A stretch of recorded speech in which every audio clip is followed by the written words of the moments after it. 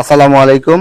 আমার হাতে দুইটা প্রোডাক্ট দেখছেন। এই প্রোডাক্ট গুলো আমার এই অতীব যত্নের ছাগলগুলোর জন্য। এই ছাগলগুলো কতটা মহব্বতের বুঝতে পারতেছেন, দড়ি টড়ি নাই, আমার সাথে খুনসুটি করতেছে। সে চাচ্ছে যে আমার হাতে কি আছে এভাবেই খেতে, কিন্তু এটা তো আমি এভাবে খাওয়াবো না। এটা খাওয়ানোর একটা নিয়ম আছে, সেটা নিয়ম অনুপাতে খাওয়াবো। এই আমার খামারি রেডি মিক্সার পুষ্টি ভুসি খায় রেগুলার এবং প্রচুর পরিমাণে খায়। কিন্তু খুব দুষ্টু, দেখে বুঝতে পারতেছেন। দুষ্টু না তুমি? দুষ্টু, হ্যাঁ।